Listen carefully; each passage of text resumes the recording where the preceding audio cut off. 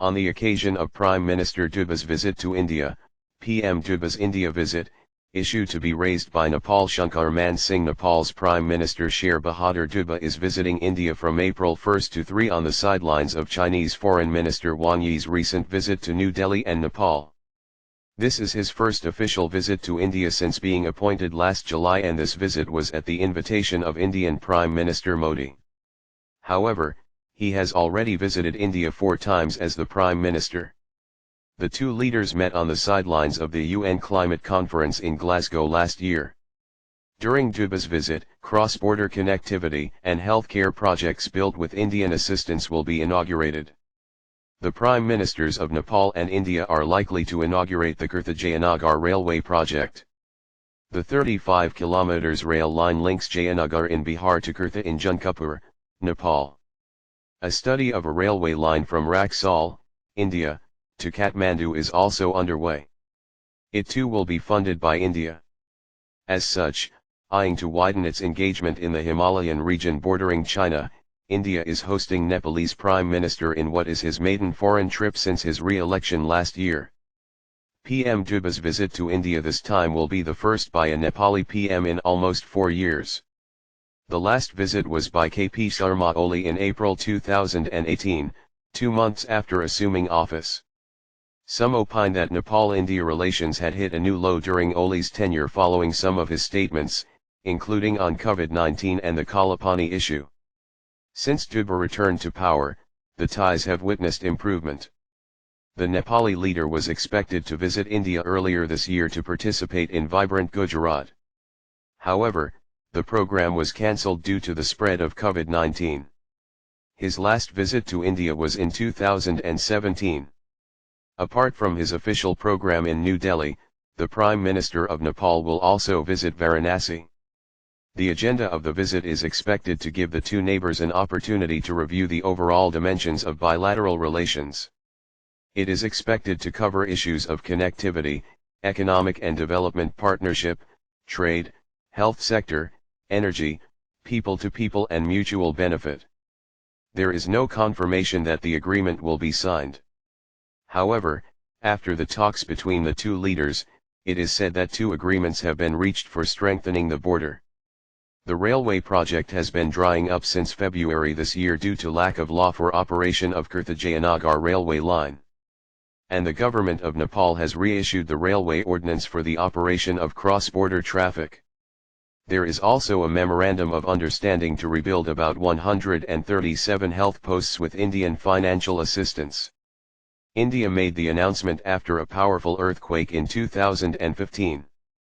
There has been a series of high-level visits from India, including the visit of External Affairs Minister Drive S. Jaishankar, who came to Nepal in 2019 to attend the 5th meeting of the Nepal-India Joint Commission.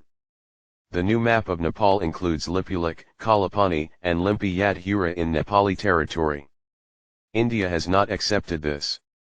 As it is a trilateral border between the 3 countries, Nepal has expressed concern in the road constructed by India through Lipulik to Mansarovar in Tibet. It remains to be seen how Prime Minister Deuba will resolve the strained relations with Nepal through bilateral talks.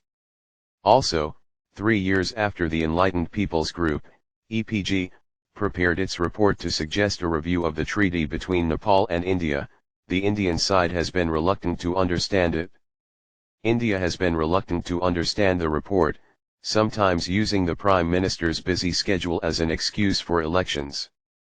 It may be recalled that the EPG was formed in 2073 BS to suggest revision of treaties and agreements including Nepal-India 1950 as per the agreement reached at the Prime Minister's level. During his visit, Deuba will hold bilateral talks with Indian Prime Minister Narendra Modi. Everyone knows that Nepal and India have been close friends since time immemorial. Nepal and India, despite their huge differences in size and population, economy and technology, are united by their culture, traditions, and philosophy.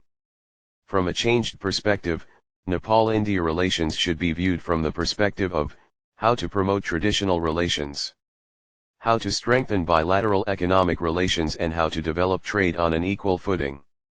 India has always been our major trading partner. Therefore, For any trade policy to be successful, the Indian market and the mutual interest of both the countries must be taken into consideration.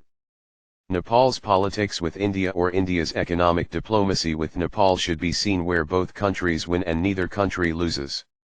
In the meantime, Nepal offers abundant opportunities to exploit natural resources, including fresh fruits and vegetables, herbs, medicinal plants, minerals, and agricultural products for export to India. Both countries should seize this opportunity. The 1996 trade agreement is seen as a cornerstone of bilateral relations. However, many issues and paths can be taken forward by forming a joint committee representing the private sector in Nepal and India.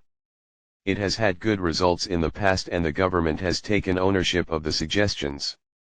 Apart from manufacturing, hydropower, tourism, Indian investment will also come to Nepal, which has created ample opportunities for mutual benefit of both the countries in the field of education as well.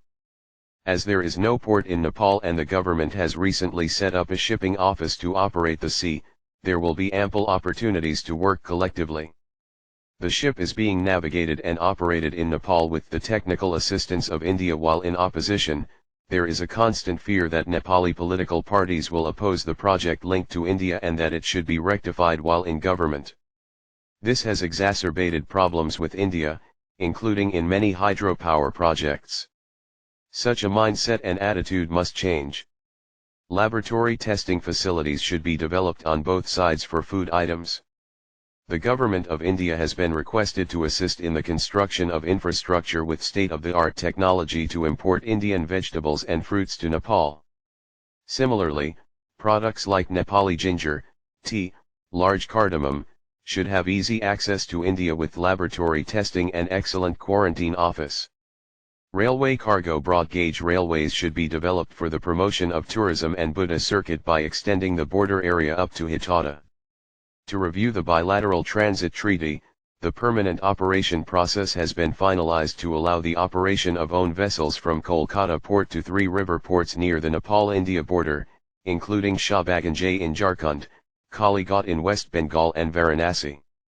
In Uttar Pradesh, land routes have to be used for transporting goods to other destinations. It is necessary to create a conducive environment to attract foreign investors to Nepal. For that, first of all, political stability, security, infrastructure and friendly policies are needed. The private sector wants to work in a free and fair environment where both governments work to promote and welcome investment, both in India and Nepal. Indian investors should be told that there are ample opportunities to work in Nepal. This is a good time to invest in big projects in Nepal, especially when we are talking about assisting in the reconstruction of Nepal and running various acts and one-door system. Nepal remains open to international trade, providing an investor-friendly environment, and encourages foreign direct investment with the aim of achieving greater integration into the world economy. Regulatory changes in Investment Conference and Industrial Act, FDI Act, Labor Act, one-door system etc. have also added investment-friendly environment in Nepal. There are ample opportunities in the hydropower sector. Indian companies have entered Nepal's hydropower projects. Nepal has the potential to generate 83,000 MW of hydropower in Nepal, which is yet to be fully explored. There is great potential for construction of East-West Railway along the southern length of Nepal as well as construction of North-South Highway to facilitate Indo-China trade. A new chapter in Nepal-India friendship will be added while embarking on the journey of tourism. This is an area that can strengthen the economies of both the countries. For a country like Nepal, the economic benefits of tourism can be unprecedented. It can make Nepal's reconstruction efforts self-reliant and sustainable. Apart from tourism, there is potential in many other areas. Nepal's banks, for example, are doing well today. If they are allowed to enter the Indian market and a uniform playing field is provided, they will be excellent in India as well. There is great opportunity for manufacturing industry and agriculture. Nepal needs a large number of seismic infrastructure, hospitals, roads, buildings, bridges, etc. The hospitality sector also has great potential. The opportunities are endless.